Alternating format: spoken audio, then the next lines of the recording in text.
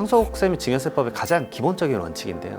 그거를 받아보는 게 처음 스타트예요. 이 부분이 제가 봤을 때는 그 세금적인 면에서는 가장 중요하다. 이 신고는 결국은 크게 세 가지를 하셔야 된대요. 세 가지. 돌아가신 그달에 알고 있어야 6개월 동안 그래도 좀 준비를 해야겠구나.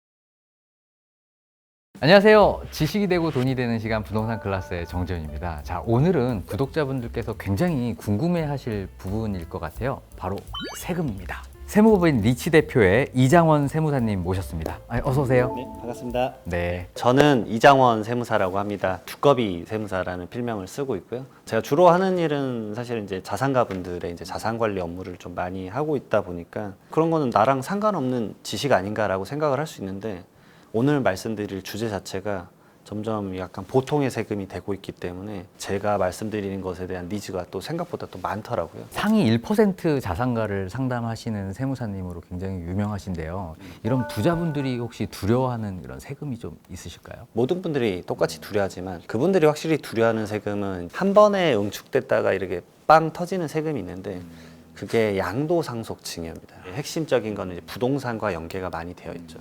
결국은 양도 같은 경우는 내가 예전에 뭐 한 30년 전에 취득을 했어도 팔지 않으면 발현되지 않는 세금인데, 이번에 팔았다 그럼 양도 차익이 엄청 클 거니까 그것에 대한 세금을 어떻게 줄일 것이냐. 상속이나 증여도 마찬가지로 그 고액의 자산의 이전이 돌아가시고 나서 생기냐 아니면 돌아가시기 전에 주냐, 그런 차이로 이제 세금이 크게 좀 나오기 때문에 그런 부분들을 어떻게 절세할 것인가에 대한 고민이 정말 많습니다. 제가 세무사님 영상을 한번 쭉 돌려봤는데요. 부모님이 돌아가셨을 때 내는 세금과 관련된 영상이 정말 구독자 수가 많더라고요. 그럼 만약에 부모님이 돌아가셨다라고 한다면 가장 먼저 해야 될 게 좀 뭐가 있을까요? 이제 막 돌아가셨으면 당연히 장례식장 먼저 사실 알아보셔야 돼요. 사실 제가 주로 말씀드린 행정적 업무 처리는 차후고, 사실 죽음을 대비하고 생각해 본 적은 대부분은 없으세요. 또 특히나 대한민국은 좀 죽음이 또 금기시 되어 있잖아요. 그나마 좀 상조 문화나 이런 게 좀 발달됐지만 대부분은 거의 안 하시거든요. 그러면 이제 어쨌든 장례식장 좀 알아보시고, 뭐 상조 회사든 아니면 장례 지도사든 좀 알아봐서 결국은 3일장을 좀 잘 치르시고, 그때 말씀드리는 게 이제 그 장례식 비용 지출하게 되면 그런 것들에 대한 영수증 좀 잘 챙겨놔라. 그것도 상속세 신고를 할 때 경비로 인정이 됩니다. 최소 이제 장례 비용 500만 원은 그냥 인정을 해주는데, 최대 1000만 원까지 인정해주기 때문에 관련 영수증 주시면은 이제 그걸 기입을 하는 거고요. 그 다음에 봉안 시설이나 자연 장지 비용으로는 500만 원까지는 또 인정을 해줍니다. 말 그대로 내가 봉안을 하거나 자연 장지를 한다 그러면 그거 관련된 영수증도 사실은 잘 챙겨 놓으시는 게 좋습니다. 부모님이 돌아가시고서 이제 상속과 관련된 부분들을 준비를 한다라고 한다면 뭐 1개월 그리고 3개월, 6개월 기한별로 좀 준비해야 되는 프로세스가 좀 다르다라고 이렇게 말씀 좀 주셨더라고요. 먼저 그러면 상속 개시일 1개월 이전에 해야 될 일이 좀 뭐가 있을까요? 사실 이게 한 번에 처리를 해도 되는데, 제가 그나마 1개월, 뭐 3개월, 6개월 나눈 거는 상속인들의 이제 각자의 이제 삶이 또 바쁘기도 하고 하니까 그래도 이 정도는 하셨으면 좋겠다라는 이제 마지노선을 좀 말씀을 드리거든요. 처음에 이제 3일장 치르고 나서는 무조건 이제 그걸 하셔야죠. 이제 원스톱 서비스랑 사망신고. 가까운 주민센터만 가셔도 됩니다. 뭐 구청을 가셔도 되는데, 이제 사망신고도 결국은 이제 가족관계 등록부를 정리를 하는 과정이니까, 물론 사망신고서나 시체 검안서를 미리 받으셨을 거예요. 그거를 통해서 이제 신고를 하면은, 사실 그 가족관계 증명서 떼보셨잖아요. 거기 앞에 이제 이분이 돌아가셨으면 사망이라고 뜨는 시간이 또 한 2주 정도 걸립니다. 그래서 그 서류를 가지고 또 다른 데 가야 되거든요. 이 사망 신고 자체도 사실은 1개월 이내 안 하면 사실 과태료도 5만 원 정도 있어요. 그래서 사망 신고하고, 그러면 그 담당 공무원분이 그 말씀을 하실 거예요. 안심 상속 원스톱 서비스를 받으실 거냐. 지금은 약간 많은 분들이 좀 알고 계시는 건데, 사실은 이게 뭐냐면 돌아가신 분의 모든 그 부동산이나 재산에 대해서 파악을 해주는 겁니다. 채무랑. 그래서 현장에서는 바로 줍니다. 토지, 건물, 자동차, 뭐 선박, 말 그대로 부동산이나 의제 부동산 성격을 가지고 있는 거를 바로 내역을 주세요. 그래서 이런 게 있구나라고 해가지고 바로 이제 그 내역을 확인할 수 있고, 그 안심상속 원스톱 서비스에서 확인할 수 있는 그 내역들이 점점 늘어나고 있어요. 말 그대로 국가에서도 더 많은 것들을 파악하실 수 있게 도움을 드리고 있거든요. 지금은 거의 한 19가지 정보를 알 수 있는데 네. 가장 핵심은 거기서는 이제 금융거래 내역을 좀 알 수 있습니다. 근데 시간이 한 20일 걸려요. 20일. 네, 좀 최대 20일 정도. 이거를 신청자의 휴대폰으로 전부 다 문자가 오거든요. 그래서 이거를 저는 이렇게 말씀드려요. 그 상속인들 중에서 분명 행정 업무가 좀 능하신 분이 있잖아요. 그분의 연락처로 해야 된다. 아, 네. 네, 왜냐하면 이 문자 받고 뭔가 피드백을 하거나 빠른 제스처를 해야 되는데 고인이 나이가 좀 있는데 그 배우자가 했다 그러면 배우자는 휴대폰도 잘 못 보고 그래 버리시면 놓치시는 부분이 생길 수도 있거든요. 그리고 이렇게 나온 게 문자로도 나오지만 그 금융감독원에 그 상속인 금융거래 조회 서비스가 또 따로 있습니다. 아, 원스톱의 내용을 종이로 받아볼 수가 있어요. 출력을 해볼 수가 있습니다. 네. 네. 그러니까 막 문자로만 받으면 문자를 실수로 지워버리실 수도 있잖아요. 네네. 없다니까 뭐 패스. 근데 이제 그것에 대해서 약간 출력해 볼 수 있게끔. 네. 그래서 거기에는 예금에서 뭐 A은행, B은행, C은행 뭐 이렇게 쭉 나오고 그 다음에 A보험, B보험, C보험, D보험, 그다음에 주식 계좌도 쭉쭉쭉쭉쭉 나오고 기타 뭐 우체국이나 이런 정보들이 거기에 전부 다 쭉 나열이 됩니다. 그래서 그거를 받아보는 게 처음 스타트예요. 그래서 아 채무가 이 정도 있으시고 재산은 이 정도 있으시구나. 네. 아 이 정도를 가지고 하나씩 접근을 해야겠구나. 처음에 재산 조회 서비스 신청하시고 나서 3개월이 지나면 또 초기화가 되세요. 그럼 다시 또 이제 신청을 해야 또 정보를 받아볼 수 있거나 그럴 수 있다라는 점 좀 아셔야 됩니다. 네. 그리고 원스톱 서비스 받으시면 이거 꼭 아셔야 되는데 계좌가 묶입니다. 그러니까 피상속인 아버지의 계좌를 이제 더 이상 못 쓰게 되거든요. 네네. 그러니까 이거를 모르시고 이제 고정 비용으로 맨날 지출되는 게 있었다. 그러면은 그 돈이 안 빠져나갈 수가 있어요. 그러니까 어떤 상속인은 황당한 경우인데 이제 아버지의 이제 카드를 쓰다가 이제 납부해야 되는데 돈 안 빠져나가니까 이렇게 연체가 돼서 뭐 당신들 신용도에 위험이 갈 수도 있다 뭐 그런 말씀을 하셔서 황당하잖아요 사실은. 그러니까 이렇게 계좌가 묶일 수 있기 때문에 그 전에 뭐 자동이체 관련된 사항들은 좀 미리 정리하시는 게 좋다.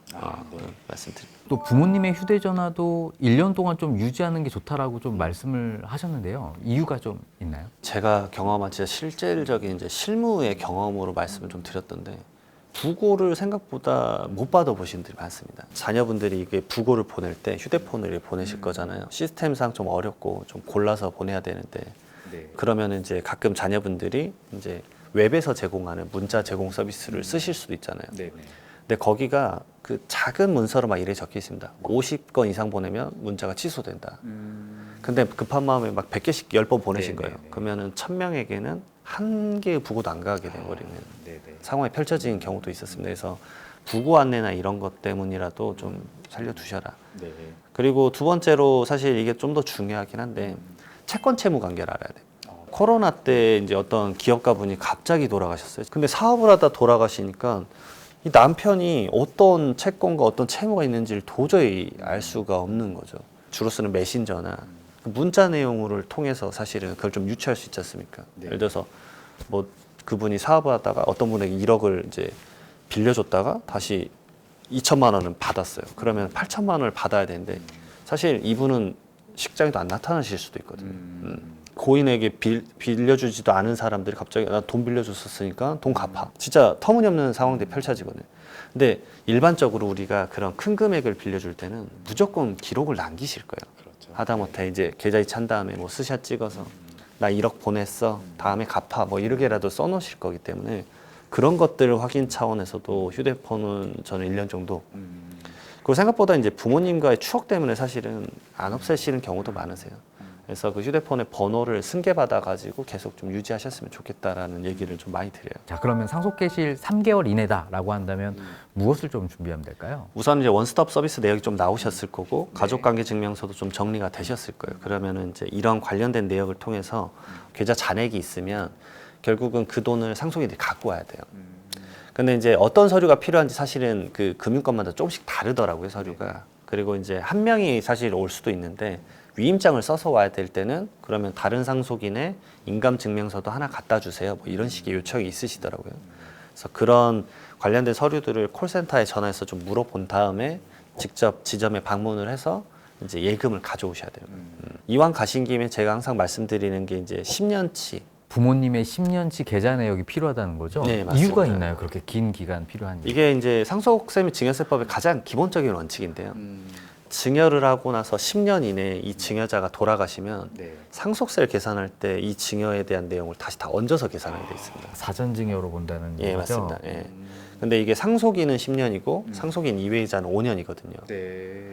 그러니까 결국은 과세관청 측에서도 10년치 네. 계좌 내역을 전부 다 확인할 거기 때문에 아, 네네. 그 부분에 대해서 같이 검토를 당연히 들어가는 게 맞으세요. 왜냐면은 추후에 뭐 이런 거 추징하겠어 하다가 추징 나오면 잠깐 그게 뭐였지? 라고 이제 조사 때 그걸 알아보고 있으면 시간이 좀 늦다라는 거죠. 네. 근데 사실 그건 내가 빌렸었던 건데. 아니 그러면 미리 신고서에 반영을 하셨어야죠. 그랬을 때 할 수 있는 말이 없어질 수도 있다라는 거죠. 그러니까 그런 점 때문에 이때 가신 김에 계좌 내역을 받으셔야 되는데 네네. 저는 이제 권해드린 게 엑셀 파일로. 그래서 이 부분이 제가 봤을 때는 그 세금적인 면에서는 가장 중요하다. 네. 근데 이게 만약에 내가 그러면 어차피 상속세가 나오지 않을 것 같다. 그래도 내가 이걸 해야 되느냐라고 물어보시면 저는 그러면 개별적으로 좀 꼭 알아보라고 말씀을 드려요. 10년치 내역을 그냥 받아보신 다음에 한번 쭉쭉 드래그를 한번 해봐라. 상속세가 나오지 않더라도 그러니까 아버지의 형제분들에게 좀 어려운 형제에게 몸이 아프다, 혼자 살고 있다 그러면 3천만 원, 5천만 원 이렇게 주세요. 근데 가족들한테 말 안 하죠. 배우자도 모르고 있는 거예요. 네네네. 근데 그런 거가 괜히 조사 나오면 증여세로 추징받을 수도 있고 네네. 그리고 그게 예를 들어서 이제 사업적으로 진짜 빌려준 돈이다 그러면은 그걸 확인을 해서 돈을 다시 받아야겠죠. 말 그대로 상속 재산이니까. 네네. 그런 점 때문이라도 저는 이제 한 번쯤은 비상속인의 계좌를 그냥 이렇게 다운로드 받아봐서 한 번쯤은 쓱쓱 확인해봐라. 사실 그거 진짜 얼마 안 걸리거든요. 그렇죠. 예. 또 뭐를 또 준비하면 좋을까요? 가장 더 중요한 것 중에 하나가 3개월 이내 무조건 해야 되는 기간을 네. 지켜야 되는 건데 네. 상속포기랑 한정승인입니다. 돌아가신 날 속한 달에부터 3개월 이내에 해야 되거든요. 네네. 그게 상속포기는 말 그대로 나는 이 상속과는 아무 관련이 없는 걸로 해주세요 이거고 한정승인은 내가 재산을 받긴 받을 건데 채무를 한도로 받겠다. 그게 좀 중요한 이유가 뭐냐면 네네. 아버지 채무가 얼마인지를 도저히 알 수가 없었을 때는 그걸 네네. 좀 하시는 게 좋습니다. 그러면 결국은 그 채권자들은 그 상속 재산을 한도로만 그 말 그대로 이제 그 서로 나눠서 가져가는 거니까 최근에 민법이 개정이 되긴 했었어요. 그래서 난 그런 채무가 있는지 몰랐었다. 뒤늦게 안 날로부터 또 일정 기간 이내에 한정 승인을 할 수는 있는데 네. 저는 이제 권해드리는 게 아버지가 뭔가 그러니까 개인적으로 뭐 채권 채무 관계가 많다라고 한다면 한정 승인을 우선 신청해 놓으셔라. 그래야 노이주가 좀 덜 할 수 있다. 네. 그 말씀을 좀 드리죠. 왜냐하면 그걸 안 해놨다가 추후에 엄청나게 좀 피해를 받으시는 분들이 좀 있거든요. 간간히 그게 있기 때문에 상당히 좀 조심하셔야 되고 네. 사실 상속포기랑 한정 승인도 쉽진 않습니다. 왜냐하면은 아까 말씀드렸지만 사망 신고할 때 계좌가 묶인다고 말씀드렸잖아요. 네네. 그거를 이제 요즘에 많은 분들이 아시니까 그 전에 자금을 빼가세요. 근데 이거 빼갈 때도 사실 이슈가 두 가지인데 첫 번째로는 네. 사망 신고하기 전까지 한 1, 2주 사이에 상속인들끼리 다툼이 있는데 네. 내가 자금 관리하고 있었으니까 돈 다 가져가 버려요. 그거는 이제 사실은 형법적 제재를 받는 거기 때문에 그리고 두 번째로 이 상속 포기나 한정 승인한 사람은 그러면 상속 재산에 대해서는 터치를 하면 안 되거든요. 재산에 대해서 명확하게 있어야 되는데 그 가져간 거는 빼고 나머지만 상속 재산 신고를 법원에 한다. 법원이 상속 재산에 대해서 엄청 꼼꼼하게 따지거든요. 그런 점이 있어 버리면 이제 뒤에 추후적으로 밝혀지면 이제 문제가 돼서 한정 승인을 인정 못 받을 수도 있습니다.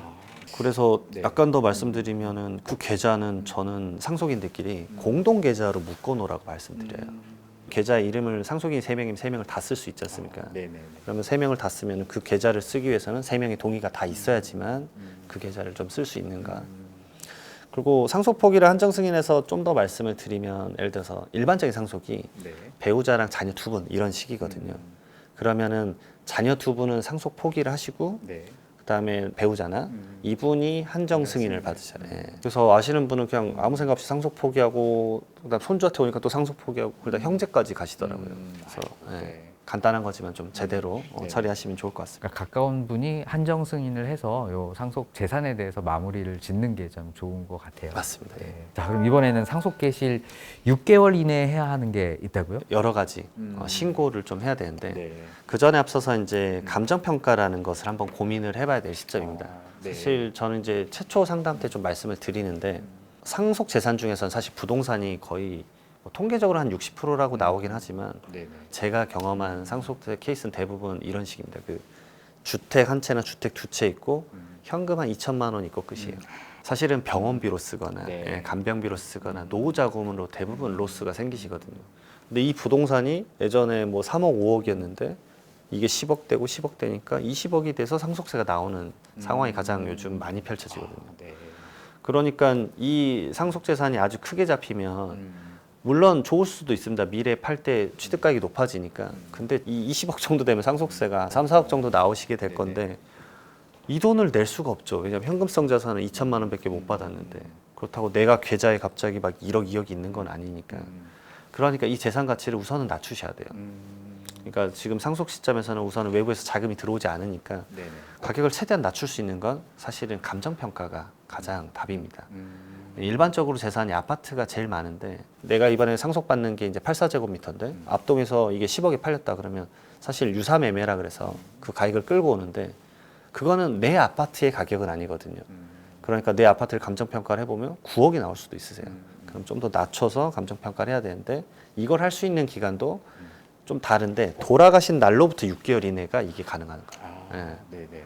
그 다음에 이제 돌아가신 날이 속하는 달에 말일로부터 6개월 이내는 이제 신고를 해야 되는 겁니다. 이 두 가지가 좀 다르다는 거 구분하시고 그 다음에 이 신고는 결국은 크게 세 가지를 하셔야 됩니다. 네, 세 가지. 네.